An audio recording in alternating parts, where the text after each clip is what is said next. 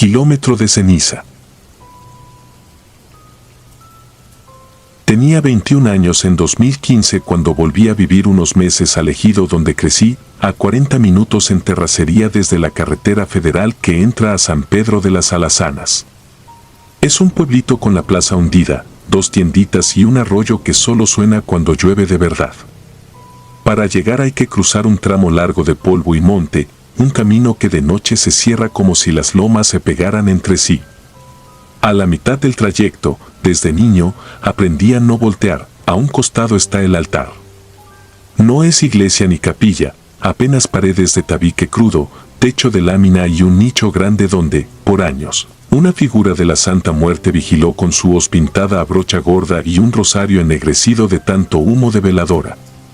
La gente iba a dejar manzanas, botellitas de tequila, cigarros, listones, se le pedían cosas y, cuando se cumplían, regresaban con esbotos de lámina repujada que brillaban al sol de la tarde. Mi abuela decía que uno puede no creer, pero lo correcto es pasar derecho y en silencio. A finales de octubre, cuando el calor afloja y el viento deja en el aire olor a rastrojo quemado, el grupo de Facebook del ejido se volvió un hervidero. Subieron una foto oscura, tomada con celular viejo, el nicho sin la figura. Se veía el hueco sucio, el polvo en el piso y la marca clara donde antes apoyaban la base. Decían que, de madrugada, una camioneta sin placa se había detenido y, a empujones, 2 muchachos se llevaron la imagen. Los conocíamos todos, el Cuco y el Güero, primos de una familia broncuda, más famosos por el vicio que por el trabajo. Circuló otra foto, peor encuadrada, con la estatua recargada en la pared de un jacal. El mismo nicho sin nada en la terracería parecía un hoyo hecho a propósito en el trayecto, como si el camino mirara por ahí. No era asunto mío, me repetí. Esa semana, mi tía Lidia pidió que la acompañara a la ciudad a recoger unos estudios médicos. Ella maneja lento de día y evita no salir de noche por costumbre, pero ese jueves se nos alargó todo. Salimos tarde del hospital, cenamos a prisa y cuando tomamos la federal ya eran las 11:30. A la altura del kilómetro 73, donde empieza el desvío, me entró ese hormigueo raro que da cuando el cuerpo se adelanta a la cabeza. La noche estaba limpia, pero la luna ni alcanzaba a ver el piso entre el monte. Tomamos el camino de tierra y, de inmediato, el ruido de la grava bajo las llantas tapó cualquier otra cosa. Avanzamos despacio. El polvo se levantaba como una sábana que nuestras luces cortaban por la mitad. Yo llevaba el celular con los datos apagados para que no nos fallara el GPS al principio del tramo. Cuando la señal se fue, la pantalla se quedó muda. Tía Lidia, con las manos aferradas al volante, prendía y apagaba el aire porque el parabrisas se nos empañaba por dentro. Pasamos el primer vado, todavía faltaban sus buenos 20 minutos para llegar al lugar del altar. En la orilla del camino, tundas de huizache y mezquite parecían juntarse, formando túneles breves donde la luz no entraba. A esa hora no se oyen perros ni chicharras, solo el propio motor y la preocupación de que una llanta pegue con una piedra de filo y nos deje a media nada.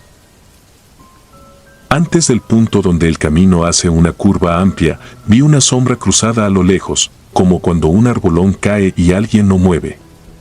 Me dije que era un remolino de polvo, pero cambió de sitio de una forma que no correspondía con el viento. Apreté las manos en las rodillas para no decirlo, porque en la familia creemos que hablar las cosas en voz alta les da cuerpo. Tía Lidia respiraba corto, la conocía. No mencionó el altar, pero el silencio se nos volvió una orden. Lo primero que nos golpeó al acercarnos fue el olor. En mitad del monte, a esa hora, no huele a nada salvo polvo y diésel viejo. Sin embargo, la cabina se llenó de un copal demasiado dulce, como de iglesia sin ventanas. La tía bajó la velocidad. En el borde derecho del camino apareció una veladora encendida. Luego otra. Luego varias, alineadas como si marcaran una zanja. El nicho estaba, claro, pero distinto, sin figura, con el costillar de velas vacías en el suelo y los esbotos arrancados. A la luz de los faros vi marcas de huellas que se metían y salían del monte. Era raro ojo de pollo en el polvo, como si hubieran arrastrado algo doliente. No quise voltear más de lo necesario, porque uno aprende que hay miradas que se devuelven. Sin embargo, el rabillo del ojo alcanza para condenar. Junto al nicho, de pie, estaba una persona. No sé si persona, pero ocupaba esa forma. Era alta, demasiado para alguien de por aquí, y la ropa era una tela larga, ni blanca ni negra, sucia de tierra. Lo que me cortó la respiración no fue eso, sino que, por encima del cuello, donde debería ir la cara, había algo liso, del color del polvo recién removido, con una línea que yo primero tomé por sombra y luego comprendí como una mueca sin labios. En el pecho, un montón de listones rojos estaban pegados como si se los hubieran clavado con alfileres. No miraba a la camioneta, se paraba apenas ladeada, y sin embargo mi cuerpo sintió que nos sostenía. La tía apretó el volante y no habló. Yo tragué saliva y me quedé quieto, intentando que mi respiración no empañara el vidrio. La cosa dio un paso, no hacia el camino sino hacia el nicho, como quien regresa a su sitio. O quizá no se movió y fue la noche. Uno pierde la exactitud cuando el miedo le mete ruido a los sentidos. Lo que sé con claridad es la luz, la del faro derecho titiló como si la hubieran soplado. En ese instante se escuchó algo que no era del motor ni de la tierra, un sonido fino, semejante al de un cuchillo arrastrándose por una lámina. No venía de afuera, sino de adentro, muy cerca de mi oído. Pasamos. La camioneta brincó sobre un bache profundo y yo pegué el hombro en la puerta. La tía volvió a prender el aire y el olor a copal se retiró de golpe, como si alguien hubiera cerrado una tapa. Nadie dijo nada en varios minutos. Solo hasta que vimos, por fin, las primeras sombras conocidas del ejido, me di cuenta de que traía los dedos entumidos. Entramos, abrimos el portón, guardamos el vehículo y cada quien se encerró en su cuarto. Yo dejé la ropa tirada y me acosté sin apagar la luz. Cada vez que cerraba los ojos, la línea en ese rostro sin piel se expandía como grieta de barro seco. A las 6 de la mañana, cuando apenas clareaba, alguien tocó la reja de la casa de mi abuela. Era el vecino de la esquina. Traía el teléfono en la mano con la pantalla alumbrándole la quijada. Dijo que, en la Federal, antes del kilómetro 73, había quedado volteada una camioneta sin placas. 4 muchachos venían adentro, 2 salieron despedidos, los otros iban sujetos por el cinturón. Pedían ayuda a los policías para levantar los restos. El grupo de Facebook se llenó de fotos y lamentos. En una de esas imágenes se reconocía el cofre con un golpe seco que lo cortaba en diagonal.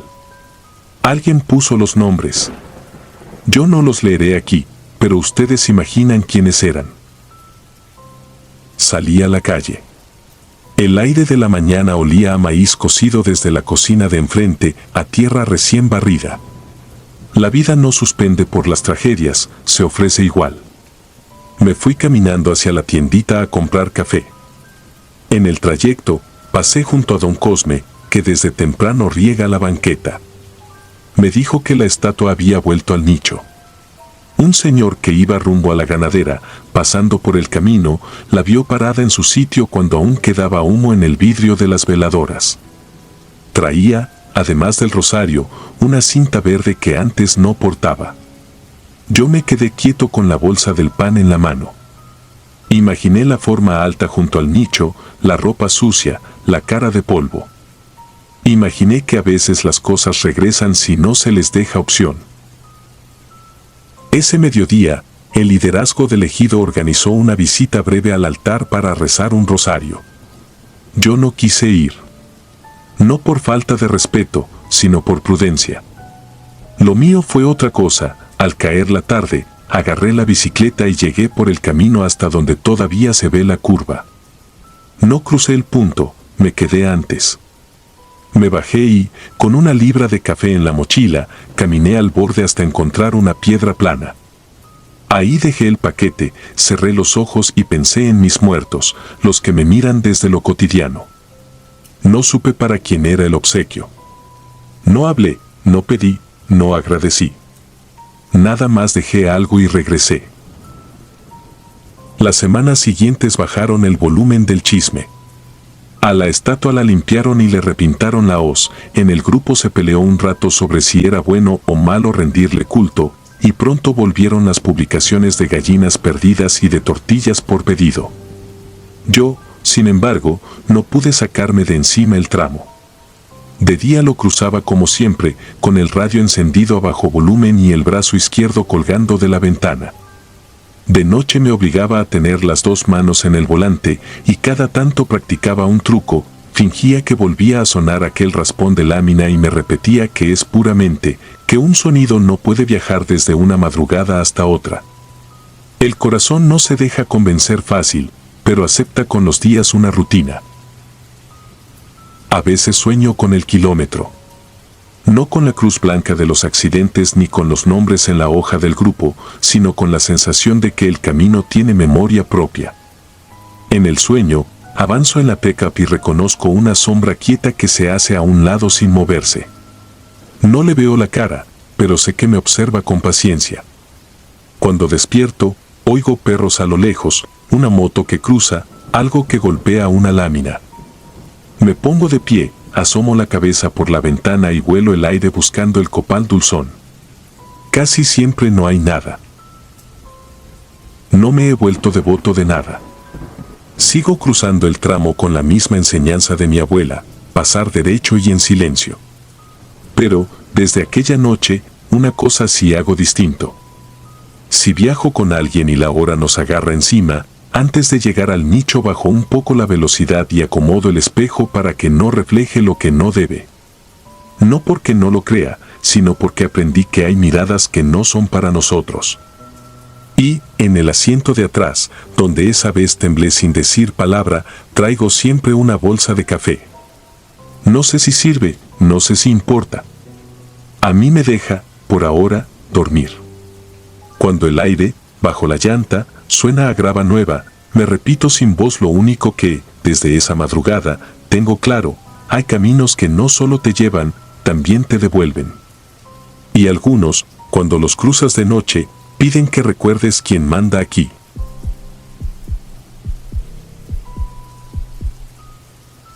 Kilómetro 187. Nunca he sido supersticioso. Conozco las horas muertas de la carretera porque soy repartidor desde hace años, y la madrugada siempre me ha parecido un animal manso si se le respetan los colmillos. En diciembre de 2014 me tocó llevar un cargamento de refacciones desde Querétaro hasta Coatzacoalcos, por el corredor industrial que ya me sabía de memoria. El plan era avanzar de noche para evitar el tráfico y llegar antes del amanecer a cargar combustible y café en una Pemex cercana al entronque con la 145D. ¿Era rutina, o eso creí?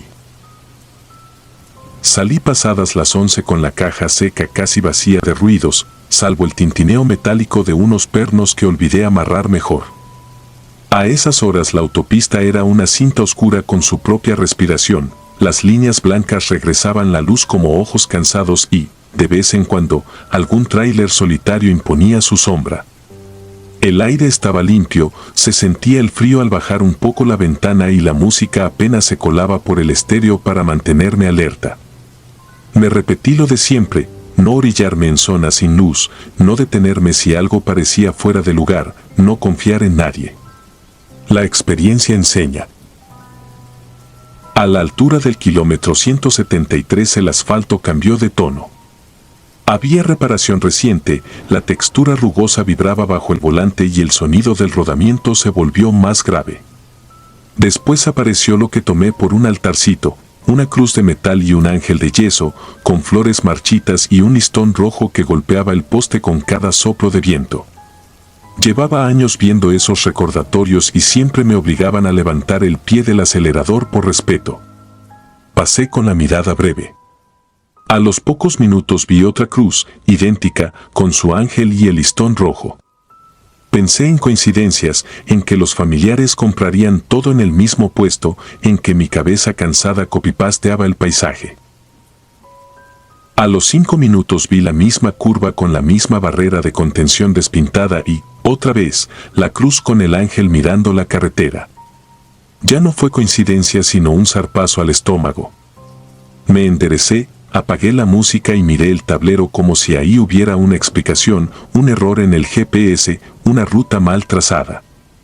No había señal.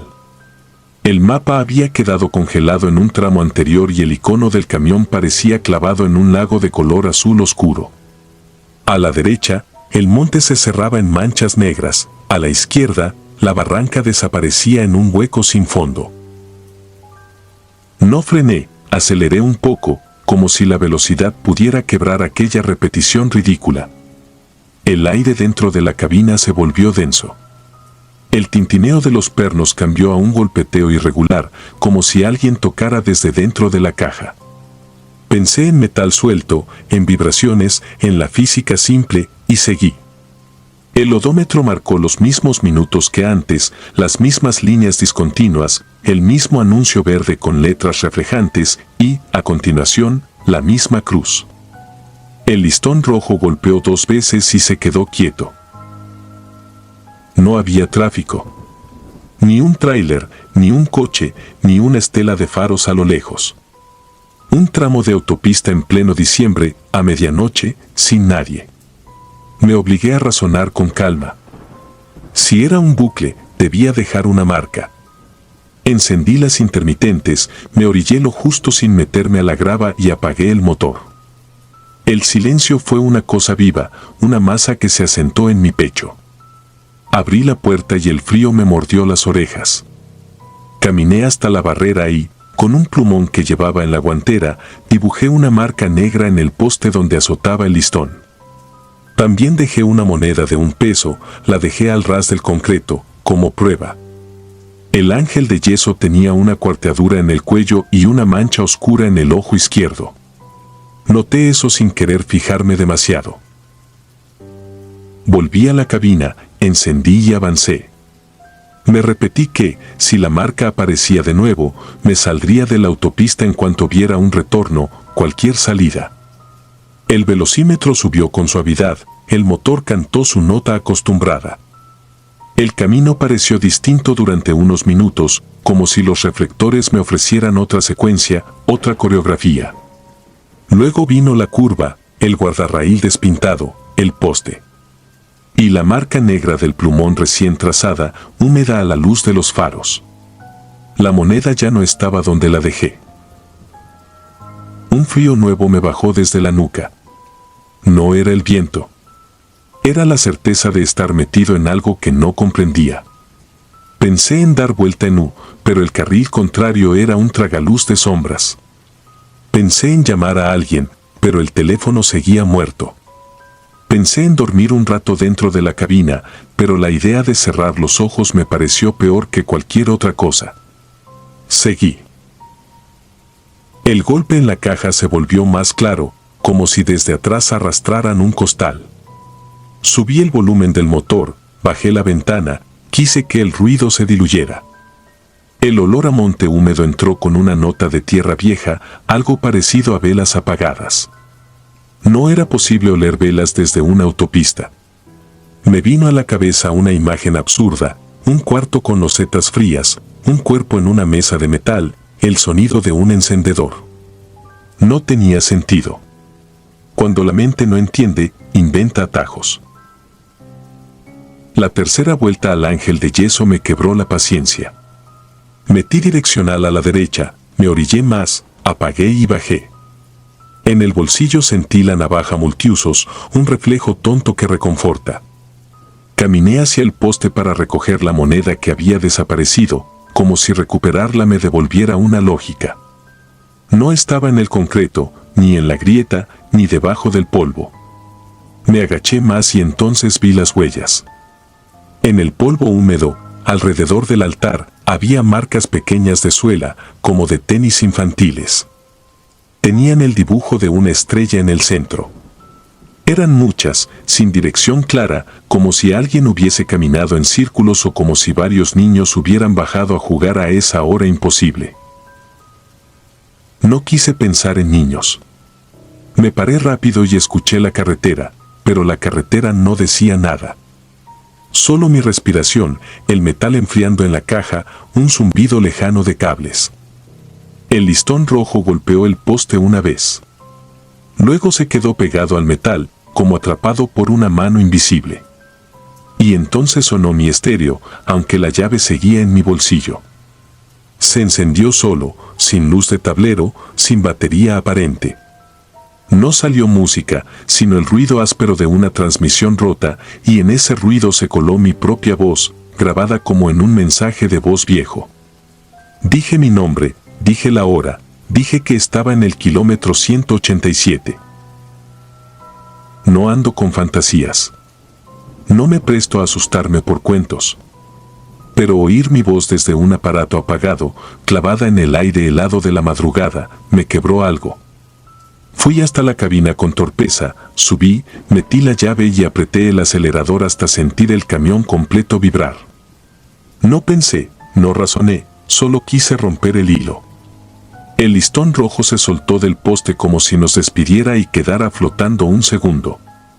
Por primera vez en el trayecto, vi faros a lo lejos, 2 puntos amarillos en dirección contraria. Bajé un poco la velocidad por reflejo. Los faros se multiplicaron, no en 2, sino en 4, en 6, en 8, como si la autopista adelante fuera un espejo mal puesto, una sala de espejos deformes. No eran coches. Eran reflejos de mis propios faros que me venían devolviendo la luz. No sé explicar aquella geometría. Pasé la curva y el altarcito. Otra vez. No frené. Me pegué a la raya central buscando un retorno. Apareció un camino de terracería con piedras sueltas y sin señalización. No estaba señalizado en ningún mapa. Metí la direccional por instinto y me metí sin pensar en baches ni en ejes. La vibración me subió por las muelas. Avancé unos 100 metros y paré en seco. Apagué todo. Apoyé la frente en el volante. Conté despacio. Cuando levanté la cabeza, me di cuenta de que la oscuridad de ese camino era diferente. No era la negrura transparente de la autopista, era una falta de mundo, una bolsa cerrada. La puerta trasera de la caja tronó. Una vez, despacio, como cuando la temperatura cambia y el metal se acomoda. Después, otra vez. El aire en la cabina se llenó de ese olor a velas apagadas, pero había otra nota más, como a jabón de ropa barato, a colonia para bebé. No tenía por qué saberlo, pero lo supe. Abrí el cenicero por un impulso idiota, buscando la moneda, y ahí estaba. Un peso brillante, con una pequeña marca de yeso blanco pegada en el borde, como si hubiera pintado un ángel y, sin querer, hubiese rozado el canto. No recé. No supe qué decirle a nadie. Solo encendí de nuevo, maniobré en la terracería con cuidado y volví a la autopista. Cuando mis ruedas pisaron el asfalto, el GPS revivió y, con la indiferencia de los aparatos, me dijo que continuara por 72 kilómetros. Me quise reír, pero la garganta no me dio. Conduje sin mirar los costados, con la vista clavada en las líneas blancas como si fueran la única cuerda tendida sobre un abismo. Pasé por el 174, el 175, el 176, evitando contar el 187. No vi el altar. No vi el listón. No vi nada salvo la carretera. Llegué a la Pemex poco antes de las 4. La caseta olía a café recalentado. Pagué el combustible sin mirar al despachador, serví café y me quedé sentado en el volante sin apagar la bomba del termos. Mis manos temblaban con un ritmo que no pude controlar. Revisé la caja, abrí con cuidado, alumbré con la lámpara. Las refacciones estaban en su sitio. En el piso, junto a los pernos que habían tintineado toda la noche, encontré algo. Era una estrellita de plástico translúcido, de esas que se pegan en el techo para imitar constelaciones. Tenía los bordes carcomidos y olía a colonia barata. La guardé en la bolsa sin saber por qué. No cuento esto por buscar consuelo, ni por asustar a nadie.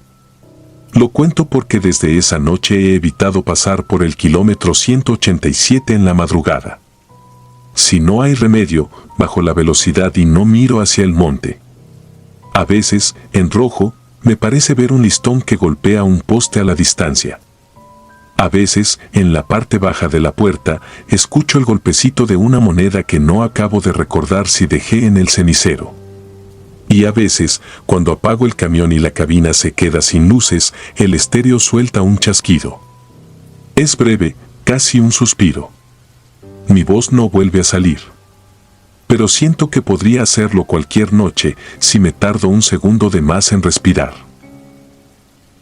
Cada diciembre, cuando la carretera se vacía y el frío muerde los bordes del parabrisas, pienso en las huellas pequeñas dibujadas alrededor del altar y en ese olor a velas apagadas que no tiene por qué colarse en un motor diésel. Pienso en la terracería que no lleva a ninguna parte y en la manera en que la autopista, de tanto repetirse, se puede doblar sobre sí misma como una hoja fina.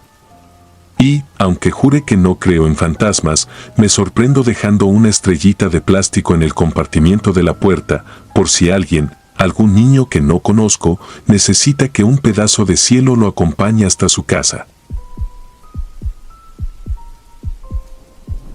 Antes de continuar, si disfrutas de mi contenido, deja tu like y suscríbete, ayudarías mucho. Y dime a qué hora te atreves a escuchar estas siniestras historias. Ahora, sin más interrupciones, continuemos. La vendedora silenciosa. Año 2016. Yo me llamo Iván y todavía puedo oler esa mezcla imposible, hojas de plátano húmedas, masa tibia y salitre crudo del Golfo. Llevábamos todo el día fuera, Mariela y yo, recorriendo la costa de Yucatán.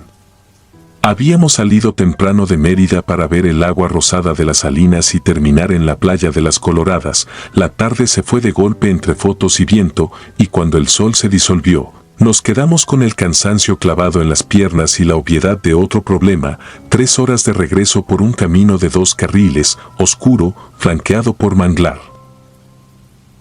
Conducía yo. La carretera 176 se angostaba y se abría como una cinta mal pegada. Las luces altas rebotaban en los ojos de los perros que cruzaban en tropel. Cada tanto, un tope sin pintura te recordaba que ahí, aunque no lo pareciera, había gente, patios, bodegas de lanchas, comisarías perdidas detrás de los almendros. El aire entraba cálido y salado por la ventana entreabierta. De la nada, un olor reciente a comida, leve, prometedor, nos tocó como una mano en el hombro. Mariela, silenciosa hasta entonces, presionó el cinturón con los dedos. Tenía hambre. Yo también. No queríamos esperar a llegar a la ciudad.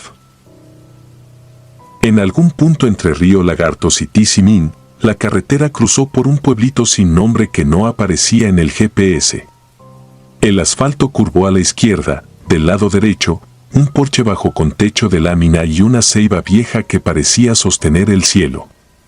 Había una silla de plástico, una piedra grande a modo de banquito y, sobre ella, una mujer sentada con una olla de aluminio apoyada en las rodillas. Una cartulina, clavada en un poste con cinta transparente, decía tamalitos calientes con letras torcidas. Bajé la velocidad hasta casi detenerme.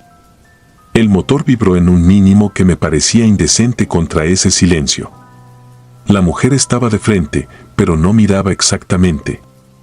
Tenía el cabello recogido con una liga desteñida, el rebozo cubriéndole los hombros y los pies descalzos, blanquísimos de polvo. No sé por qué me fijé en eso. El polvo.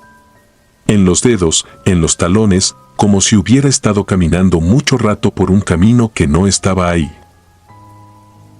Me acerqué lo suficiente para hablar sin gritar. Alcé la mano en señal de saludo y abrí la ventanilla. Pedí 2 tamales. No dijo nada. Tampoco me pareció extraño, al principio, hay gente de gesto parco, gente que escucha antes de responder. El olor a nixtamal se me metió entero por la nariz, hoja húmeda, carne, una brizna de epazote. Esperé. La mujer, inmóvil. No fui capaz de pedirlo otra vez. Con la luz del tablero en los ojos, caí en cuenta de un detalle, la cartulina se movía con el aire, la olla, no. Ni siquiera 1 milímetro. Ningún temblor en las manos. Ningún vapor visible contra la penumbra. Algo en la nuca me jaló con suavidad, como cuando vas en bicicleta y sientes que te miran desde una ventana sin cortinas. Le dije a Mariela que mejor siguiéramos. Asintió sin hablar. Empujé el acelerador con una culpa absurda, como si estuviera rechazando algo que me ofrecían con buena fe. El coche se deslizó unos metros y, de pronto, el olor se intensificó, tan fresco que me subió agua a la boca. Miré por el espejo, el porche en negro, la piedra sola, la cartulina oscilando. Ni rastro de la olla. Ni de la mujer. El volante me sudó en las manos. Respiré hondo y me di cuenta de que no se oía nada más que nuestro motor. Ni grillos. Ni el mar, aunque estaba cerca. Entonces, de una casa al otro lado de la calle, un hombre cruzó con pasos cortos. Traía una camiseta vieja y un pantalón arremangado. Nos hizo señas para que bajara la ventana. Lo hice. Habló rápido, como si se hubiera aprendido una frase. En esa casa no vive nadie, dijo, se quemó por dentro hace años. A veces la gente se para a preguntar por tamales, pero aquí ya no se vende. Luego se dio la vuelta, sin esperar respuesta, y cerró su puerta con un golpe. No arrancamos de inmediato. El silencio se volvió más pesado, como agua densa. El tablero marcaba 0:17.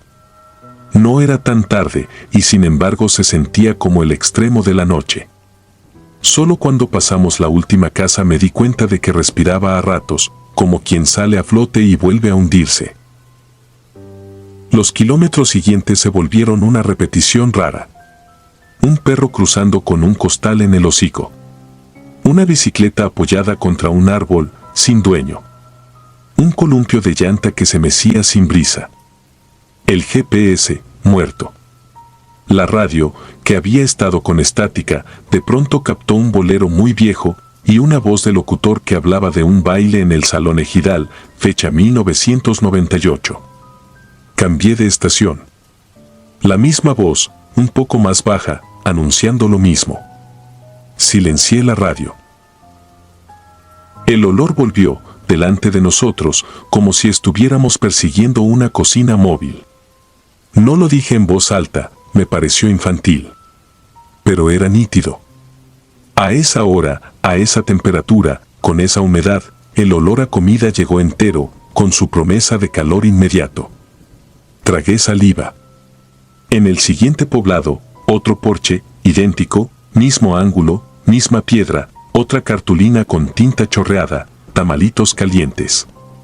Frené sin querer. La ceiba era la misma. La sombra del alero era la misma. La silla, tumbada de costado. Una señora sentada, la olla en las rodillas. El mismo rebozo, la misma liga decolorada. Y, de nuevo, esa quietud que no era natural en algo vivo. No bajé la ventana. No me atreví a acercarme. Volvimos a arrancar, esta vez sin mirarnos. En mi cabeza, la explicación se armaba sola, carretera con pueblos muy parecidos, porches repetidos, anuncios iguales. Pero la cartulina tenía el mismo rasgón en la esquina inferior, un triángulo faltante que revelaba el poste, y eso no era un patrón, era una coincidencia al borde de la burla. Una patrulla apagada estaba estacionada en el entronque siguiente. No había policías. Me detuve solo para estirar el cuello. Al mirar arriba, vi aves posadas en un cable, todas en dirección contraria al mar. Un detalle nimio, lo sé, pero lo anoto porque fue en ese segundo cuando escuché algo además del motor, un borboteo suave, como agua hirviendo, muy leve, casi en el oído. Bajé el volumen del ventilador. El sonido persistió. Era un hervir contenido, un murmullo de olla cubierta. Alcé la vista al retrovisor para convencerme de que era mi imaginación. La parte de atrás estaba oscura. Sin embargo, el olor a tamales llenaba el coche con una presencia tangible, densa, pegajosa. Mariela me tocó el brazo con 2 dedos, apenas. No dijo nada, pero no hizo falta. Apreté los dientes y seguí.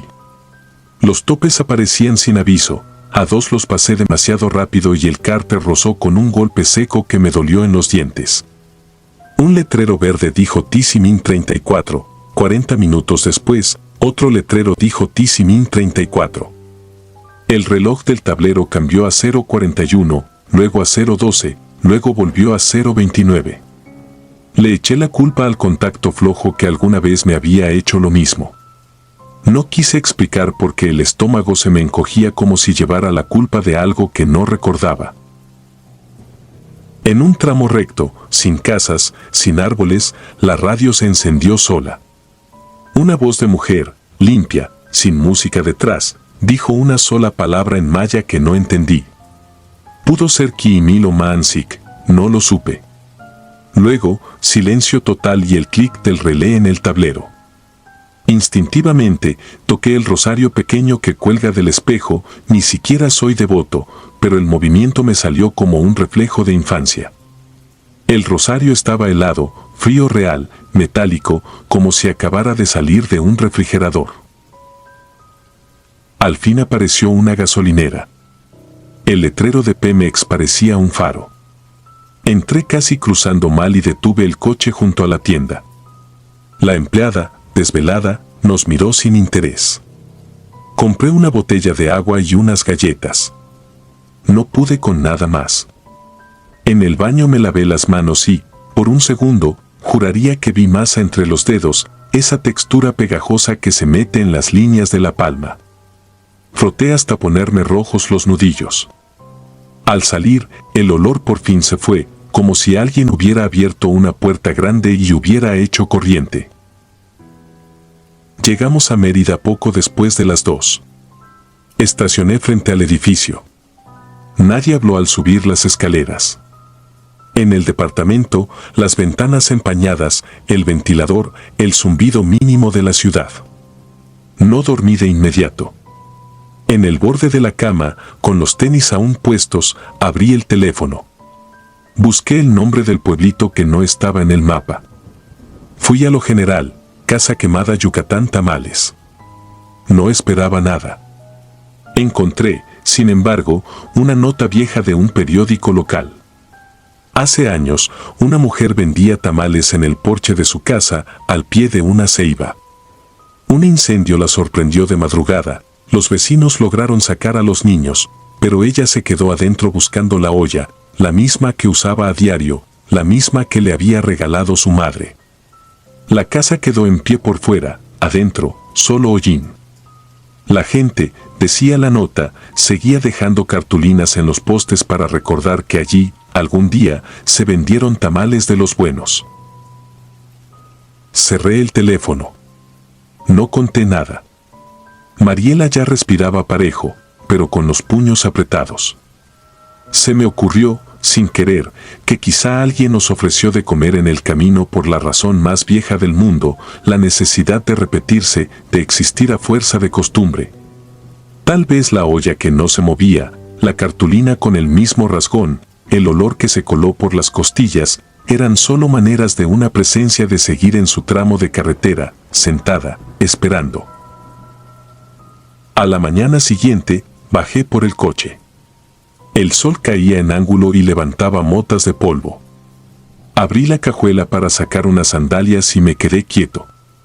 En la goma del tapete, pegado en semicírculo perfecto, había un resto de hoja de plátano, ya seca, quebradiza, con un borde oscuro de quemado. No tocaba nada más. No había migas, ni huellas, ni grasa. Solo ese pedazo, exacto, como puesto con intención. Lo tiré sin pensarlo. Luego me arrepentí.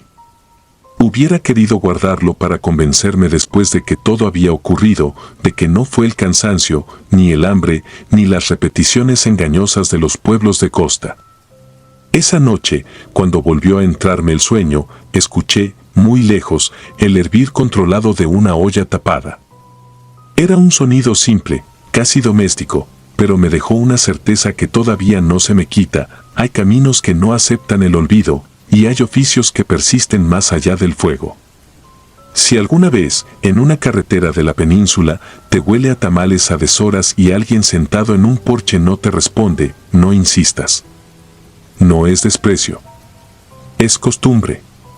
Es lo que queda de una vida pegada a una piedra, a una silla, a un horario que se repite sin reloj. Sigo manejando de noche. Compro café en gasolineras. Evito los pueblos cuando puedo. Y, sin embargo, cada vez que el aire se vuelve denso y los perros se apartan del camino con esa lentitud ofendida, bajo un poco la velocidad y dejo que el coche pase de largo sin mirar a los lados. A veces, por la ventana, juraría que entra el vapor suave de una olla. No huelo, no pruebo, no pregunto. Sigo. Porque hay hambres que no se terminan con comida, y hay rutas que no conducen a un lugar, sino a una repetición que no te suelta. Y yo, desde esa noche, aprendí a no aceptar lo que se ofrece sin voz.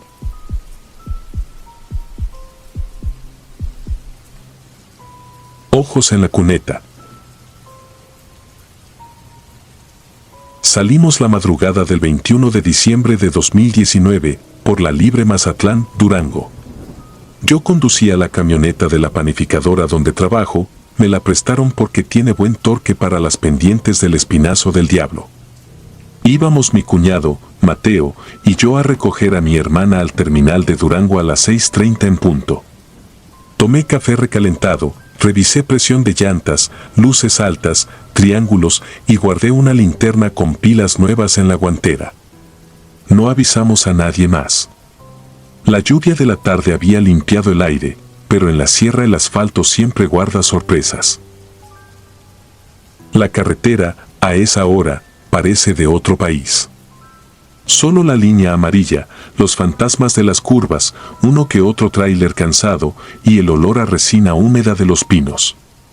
Conocía varios tramos por las entregas, los puentes cortos donde el viento puede empujar la camioneta sin pedir permiso, los miradores sin barandal, las curvas con nombres puestos por los operadores, la muerte chiquita, la engañosa y esas rectas que duran apenas lo que un suspiro. A los 15 minutos de dejar las últimas luces de Mazatlán, la neblina nos alcanzó por detrás como una manta. Puse en el radio un programa nocturno de crimen real. Las voces iban y venían con estática, como si cruzaran el barranco con los pies colgando.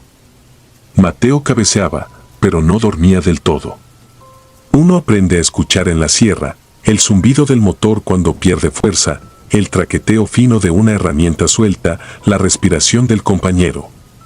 Los reflectores en la orilla parecían ojos clavados en el monte, duplicándose al paso. Entre los kilómetros 160 y 170 el pavimento cambia de tono, lo he notado muchas veces. No sé si es por el material o por la sombra de los cedros. Ahí fue. Primero apareció un cono naranja acostado, luego otro con la franja blanca ya casi borrada, y luego nada, solo una mancha oscura que atravesaba el carril como si alguien hubiera derramado aceite espeso. Reduje la marcha. La neblina tragaba las luces cortas, probé las altas y la pared blanca se volvió más sólida todavía. Fue Mateo quien se enderezó, con la mano en el tablero como si buscara freno que no estaba de su lado. No gritó. No hizo falta. La mancha no era aceite. A la izquierda, la cuneta parecía un canal de riego lleno de algo que no movía el agua. El primer golpe fue la pestilencia. No era a muerte normal, no era a animal atropellado con días. Era fresco, con ese filo metálico en la nariz que recuerda a monedas y a sangre caliente. Apreté el volante y la goma crujió sobre fibras que no eran maleza. Bajé aún más la velocidad hasta quedar en primera. El limpiaparabrisas arrastró un hilo grasoso que no había estado ahí un segundo antes, como si hubiéramos cortado una cuerda invisible tendida en el aire. Vi patas. No juntas como las de una res, sino arrancadas a la altura de las coyunturas, amontonadas en forma de abanico sobre la raya amarilla. Había pezuñas que aún conservaban tierra seca entre las hendiduras, cabezas sin lengua con ojos enturbiados recargadas como conos. Todo estaba dispuesto con una especie de cuidado retorcido, dejando pasillos estrechos entre montones, como si alguien supiera que los conductores buscaríamos entreverarnos sin detenernos. No era un accidente. Eso lo entendí sin necesidad de que nadie me lo dijera. A la derecha, el monte se abre en una franja de pasto alto y más adentro hay pinos jóvenes clavados con estacas. Fue ahí donde mis luces cortas encontraron los ojos. No eran reflejos de animal común. Los reflejos de perro, de coyote, te regresan 2 puntos, 2 alambres. Aquellos eran discos planos, sin párpado, como tapas de frascos de medicina, y parecían resistir la luz en lugar de devolverla. Estaban a la altura del cofre, a 2 metros de la cuneta. Me quedé fijo un instante que sentí eterno. Vi también el contorno del cuerpo, demasiado largo, con un lomo hundido por costillas contadas una por una. No era erguido ni tendido. Era algo a mitad, 4 apoyos, pero las extremidades delanteras deformadas, como si hubieran pertenecido a un animal más grande y hubieran sido forzadas a encajar en ese esqueleto. Yo quería frenar del todo, pero el cuerpo sabía mejor que la cabeza. Pasé por encima de un charco de vísceras con la delicadeza torpe de quien pisa un charco en la noche. La llanta trasera patinó un palmo y el volante me mordió las manos. La cosa en el pasto dio un paso hacia adelante, un paso seco, como si no tuviera articulaciones sino ángulos. No corría, no lo necesitaba. Alcancé a distinguir que no tenía pelo, solo una piel ceniza con marcas de lodo seco y una línea oscura donde uno supondría una boca. Aceleré sin mirar el velocímetro. Las curvas venían como agujas. No quise ver los espejos. Noté que la radio se había llenado de un zumbido agudo que subía y bajaba, como señal vieja de marcado telefónico, y por encima, muy arriba, el golpeteo de algo en la batea. No era piedra. Era un golpeteo blando pero insistente, como si una mano mojada tocara insistente para que uno volteara. No volteé. Me concentré en las líneas. Mateo apretaba el borde de su asiento, tenía la mandíbula tan rígida que se oía el rechinar de los dientes. No nos volvimos a detener sino hasta el mirador del 178, donde el aire se abre y puede verse la garganta de la sierra en capas oscuras. Ahí el zumbido del radio se cayó de golpe. Bajé la ventanilla. El olor no estaba ya. Solo frío, hojas mojadas y un vacío que hace sentirse sin cuerpo. Pensé en regresar, marcar a alguien, pero en la sierra la palabra regresar pesa. Avanzamos con los ojos ardiendo, y cuando amaneció detrás de nosotros, el tacto de la luz sobre el parabrisas fue como salir del agua. A las 6:17 estacioné junto al terminal. Mi hermana salió con su mochila y esa alegría de quien dejó los pendientes lejos. No dijimos nada. No era prudencia, era pudor. Comimos algo rápido y nos devolvimos. Ya de día, la carretera tenía otras caras, turistas que subían, cuadrillas de conservación con cascos blancos, una patrulla estacionada con las luces encendidas sin prisa. Me llamó la atención que estuviera justo antes del 168, a la salida de una curva ciega. Paré la camioneta en el acotamiento, intermitentes puestos. No vi animales ni restos, solo manchas aún húmedas que, al sol, parecían de aceite otra vez. 2 agentes de Guardia Nacional se movían de un lado a otro mirando el monte. A unos 8 metros de la orilla, entre el pasto pisado, había un sedán gris claro, con la puerta del conductor abierta y la cajuela abierta también. Sin golpes visibles. Dentro, Un celular sin funda, una gorra con el logo de un equipo local, un termo aún con café. Nadie alrededor. Un paramédico que no era de los que yo conozco fumaba junto a la patrulla y no me vio. Yo noté que sobre el cofre del sedán, como si hubieran sido acomodadas a propósito, había 3 marcas paralelas de barro, largas, con un patrón que no era de dedos ni de garra, más bien parecían hechas con una cuerda áspera empapada. Nadie tomaba foto. No pregunté nada a los agentes. En Durango, las preguntas equivocadas se gastan de inmediato. Me quedé un rato mirando la línea de pinos y el claro más allá. El silencio era extraño a esa hora, sin pájaros, sin chicharras, solo el viento entre las agujas. Pensé que el dueño del sedán estaría acaso escondido, que regresaría caminando de un baño improvisado. Pero no lo hizo. Volvimos al camino. Por la tarde, ya en casa, busqué notas en mi teléfono. Encontré una mención en una página local con redacción floja, vehículo abandonado, conductor no localizado, familiares contactados. Nada más. Seguí con mi vida porque uno tiene que seguir. La camioneta necesitaba lavado, el jabón formó una película nacarada que arrastraba toda la noche en capas. Sin embargo, en la parrilla delantera, atorado detrás de la placa, quedó un mechón corto que no era pelo de res. Era claro, casi blanco, y olía a agua estancada. Lo quité con un palito de brocheta y lo tiré a la basura como si eso fuera suficiente para no cargarlo. La semana siguiente llevé pan a un ejido del lado de El Palmito. Uno de los hombres del comisariado me contó, sin ver mi cara, que habían encontrado, no lejos del 168, sobre un metate de piedra vieja a unos metros del camino, un círculo de vísceras perfectamente lavadas, como ofrecidas a nadie.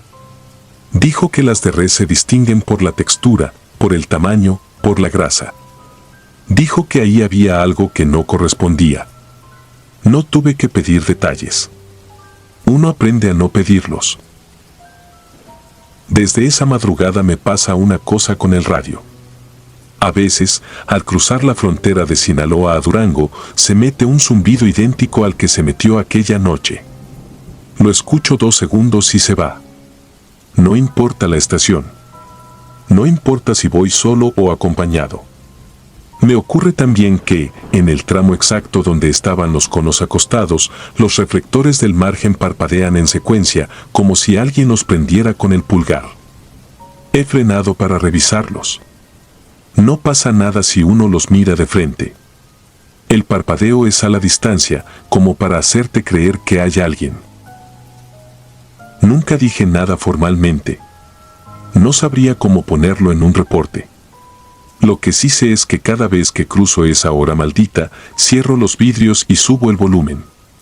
Miro la cuneta, la orilla, los parches del asfalto, y busco sin querer 2 discos planos donde no deberían estar. Me he sorprendido apretando el volante antes de tiempo, como si esperara el golpeteo blando en la batea otra vez. Nunca volvió, o eso me gusta pensar. Hace unos días, alguien pegó una estampita nueva en el tablero de la camioneta, San Cristóbal de Licia, el de los viajeros. No fui yo. Tampoco Mateo. Nadie del taller admite haberlo hecho. La dejó un desconocido, dijeron, un señor que pasó a comprar un pan a las 5:30, cuando todavía está oscuro y el horno apenas abre la boca.